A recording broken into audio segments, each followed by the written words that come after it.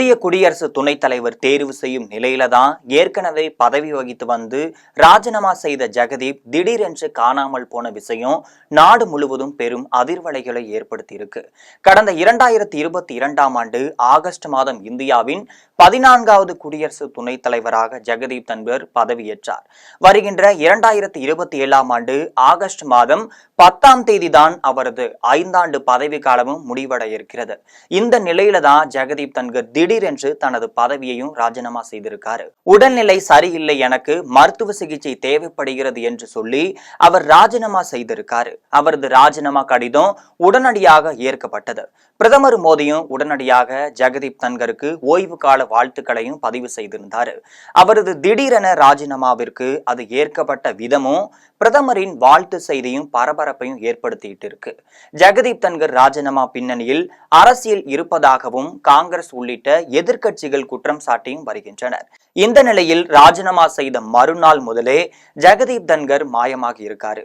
இப்போது வரை அவர் எங்கிருக்கிறார், என்ன செய்திருக்கிறார் என்பது பற்றி வெளிப்படையாகவும் எதுவும் வெளியாகவில்லை. இது குறித்து அவரது குடும்பத்தினரோ அவரது அலுவலக அதிகாரிகளோ ஜெகதீப் தன்கர் இருப்பிடம் பற்றியும் எந்த ஒரு தகவலும் தெரிவிக்கவில்லை என்றும் சொல்லப்படுகிறது. ஜெகதீப் தன்கரும் பொதுவெளியில் தோன்றவில்லை என்றும் தகவலும் வெளியாயிட்டு வருது.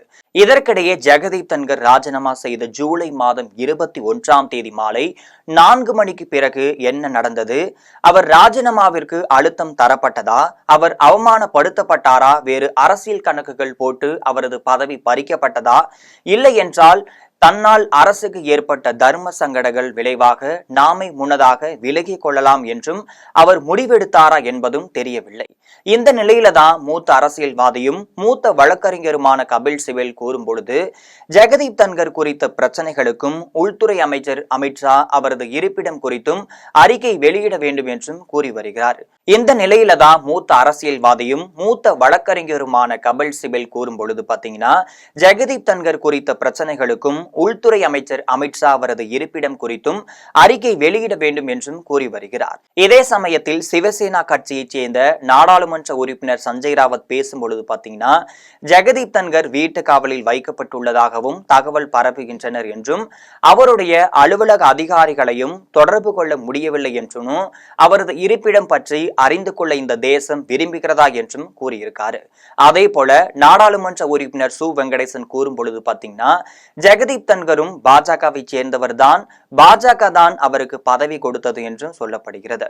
அவரை எந்த விதத்திலும் தொடர்பு கொள்ள முடியவில்லைனோ அவ்வளவு பெரிய நாடாளுமன்ற கட்டிடத்தில் இருந்து பகல் 2 மணிக்கு அவர் வெளியே சென்ற போது எத்தனை அமைச்சர்கள் அவருடன் புறப்பட்டு போனார்கள், அவரை கண்டறியும் பொறுப்பு இந்த நாட்டுக்கு இருக்கிறது என்றும் குறிப்பிட்டிருக்காரு. இந்த பரபரப்பான சூழ்நிலையில தான் ஜெகதீப் தன்கர் குறித்து நீதிமன்றத்தில் ஆட்கொணர்வு மனுவும் தாக்கல் செய்யவும் முடிவெடுக்கப்பட்டிருக்கிறது. புதிய துணை ஜனாதிபதியை தேர்ந்தெடுக்கும் நிலையில தான் பழைய துணை ஜனாதிபதி என்ன ஆனார் என்பது இந்தியா முழுவதும் புதிய பரபரப்பையும் ஏற்படுத்தி இருக்கு.